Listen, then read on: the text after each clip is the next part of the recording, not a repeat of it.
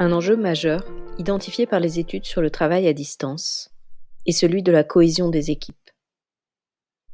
Comment conserver des liens étroits et une communauté de travail lorsque l'on est à distance? Quel pourrait d'ailleurs être l'impact de différents mix, présence, distance, sur les dynamiques d'équipe, sur la performance, sur le bien-être au travail?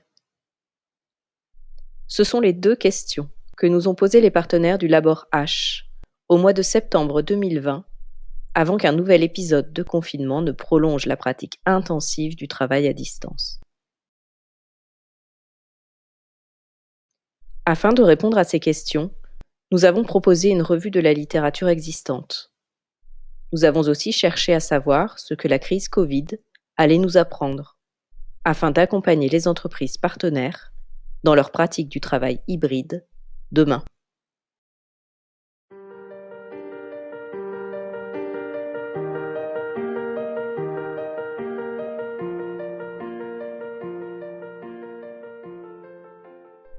Les recherches réalisées avant la crise Covid nous enseignent que le télétravail a des effets positifs sur la performance et le bien-être au travail, qui s'expliquent principalement par un gain de confort de travail.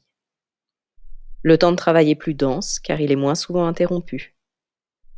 Les travailleurs ont le sentiment d'être plus productifs et de faire un travail de meilleure qualité. Les activités privées et professionnelles peuvent se concilier plus facilement. Les effets négatifs concernent essentiellement l'isolement social et ses conséquences, telles que le sentiment d'invisibilité ou la difficulté à s'automotiver. Ils peuvent aussi provenir de la confusion existant entre les espaces-temps privés et professionnels. La part optimale de travail à distance serait de 2 jours par semaine, voire de 50% du temps de travail. Au-delà, les effets bénéfiques sur le bien-être et la performance ne seraient plus observés. Les inconvénients associés à la pratique du télétravail apparaissent alors dominés. Mais ces études tiennent compte d'une régulation spécifique de l'absence du bureau. Dans ces compromis entre télétravail et présence au bureau, les individus s'isolent en télétravail des interactions propres au bureau pour réaliser des activités particulières, requérant souvent davantage de concentration. Ils sont véritablement à distance. Mais la pratique intensive du télétravail de ces derniers mois a fait émerger de nouvelles expériences de la distance du travail. Entre distance et présence s'est intercalée une coprésence, c'est-à-dire une présence à distance par le biais des nouvelles technologies de l'information et de la communication. Ces nouvelles pratiques amènent à s'interroger sur les équilibres futurs entre distance, coprésence et présence. Nous avons donc exploré les enjeux associés à l'hybridité des formes de présence et de distance au travail, vécues durant la crise Covid, en réalisant, en février et mars 2021, 28 entretiens semi-directifs de managers et de salariés, hommes et femmes, issus d'entreprises publiques et privées.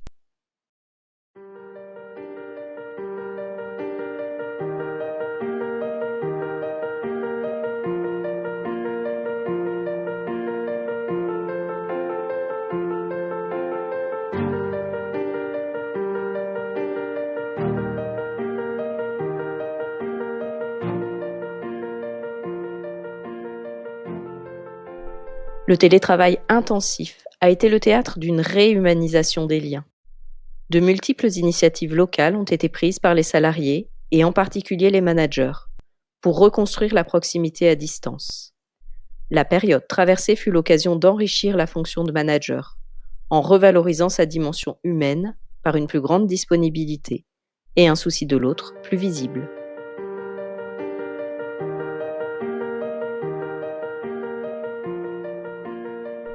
La coprésence, telle que pratiquée depuis mars 2020, délite les liens sociaux et distend les équipes de travail. Elle formalise les contenus et les moments des interactions, impose une réorganisation des espaces et des temps privés et professionnels, et a des effets ambivalents en termes de performance et de qualité de vie. Le sens au travail, comme l'exercice des métiers, s'en trouvent affectés.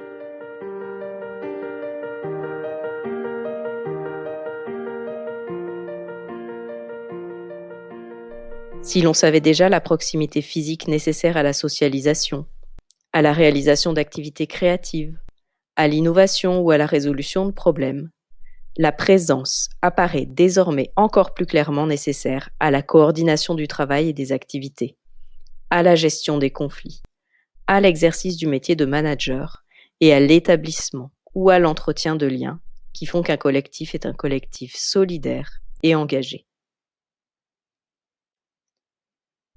Mais qu'allons-nous faire des enseignements de cette crise?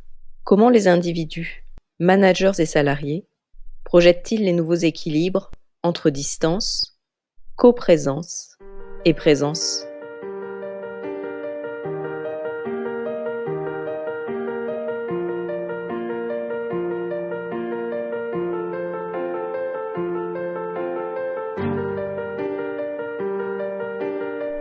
Le mix idéal souhaité comprendrait 2 à 3 jours de télétravail. Mais ces jours doivent être choisis de manière flexible en fonction des activités.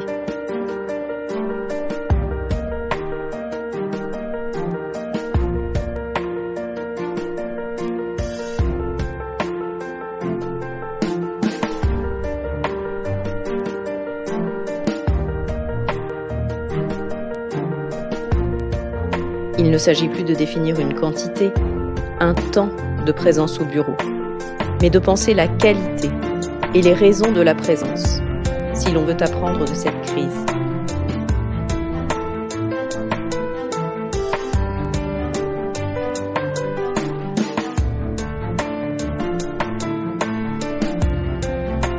Ce seront là des défis pour les managers et les entreprises à l'issue de la crise.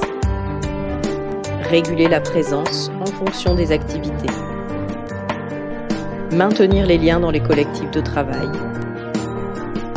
Valoriser les métiers du management et singulièrement le management de proximité, dont l'action est indispensable à la mise en œuvre d'un management humain.